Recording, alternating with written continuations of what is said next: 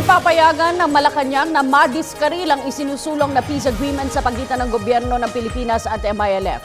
Ayon sa palasyo, patuloy ang operasyon ng AFP at PNP laban sa mga miyembro ng Bangsamoro Islamic Freedom Fighters o BIFF na naghahasik ng kaguluhan sa Mindanao. Ito ay matapos pagtibayin ng GPH-MILF ang huling bahagi ng Bangsamoro Peace Agreement sa Kuala Asia. Ang buong ulat ihahatid sa atin ni Rocky Ignacio mula sa Malacanang live. Maraming salamat natin. Nagsanib pwersa ng ang tropa ng pamahalaan at ng Moro Islamic Liberation Front upang tiyakin ang kaayusan at katahimikan sa Mindanao. Sinabi ito ni Presidential Communications Secretary Sunny Coloma na hindi na pahihintulutan ng pamahalaan ng lumikha pa ng panibagong grupo na lilikha ng panibagong gulo sa Mindanao. Tuloy ang operasyon ng AFP at PNP sa tulong ng MILF para iserve ang warrant of arrest sa mga breakaway group sa Mindanao. Bahagi ito ng pagkilos ng pamahalaan para maiwasang makapaghasik pa ng karahasan ang Bangsamoro Islamic Freedom Fighters o BIFF. Nagsimula umanong kaguluhan sa ilang bahagi ng Maguindanao matapos pagtibayin ng pinakahuling annex sa pagbuo ng Comprehensive Agreement ang Bangsamoro ng gobyerno at MILF sa Kuala Lumpur, Malaysia. The AFP and the PNP are now conducting joint law enforcement operations to serve arrest warrants against members of the BIFF, a breakaway group from the MILF. According to the Philippine Army, the MILF are part of the operations to secure their communities and prevent entry of BIFF elements.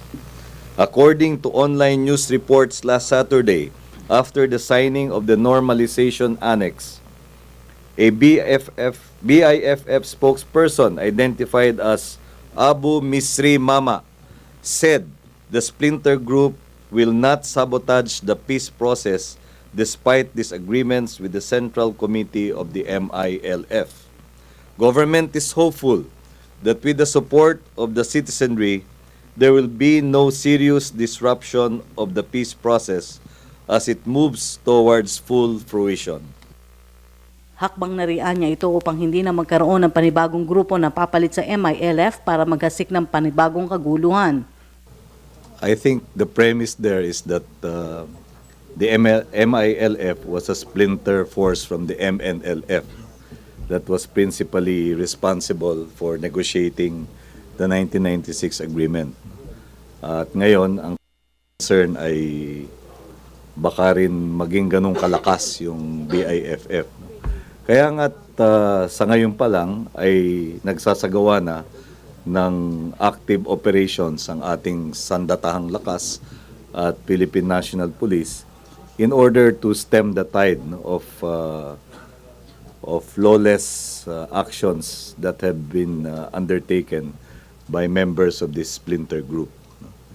Kaya nga nagiging proactive tayo para wag nang mag-deteriorate, wag nang payagan na magkaroon pa ng paglalado sa sitwasyon. Kaya nga sinabi rin ng MILF na ginagawa din nila yung aktibong pagtatanggol sa kanilang mga communities at yung pagpigil sa pagpasok ng BIFF elements.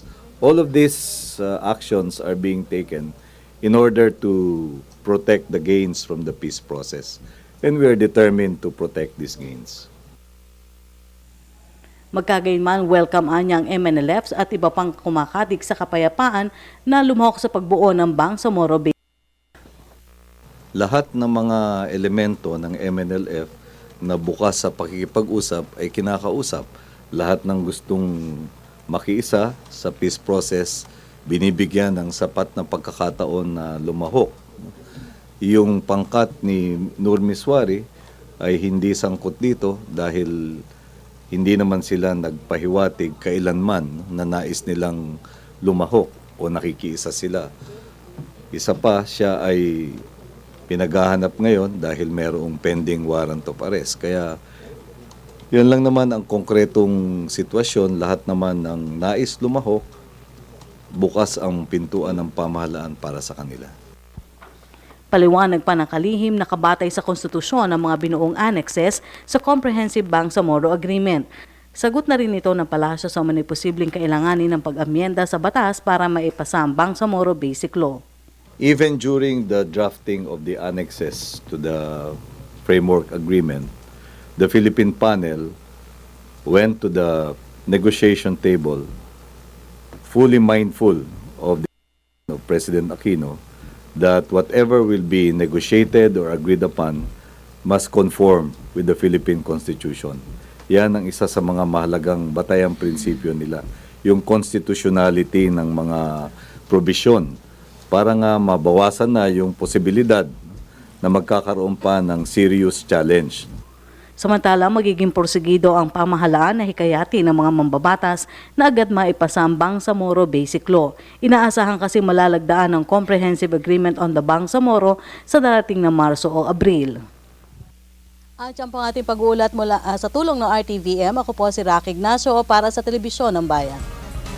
Maraming salamat kasamang Rocky Ignacio.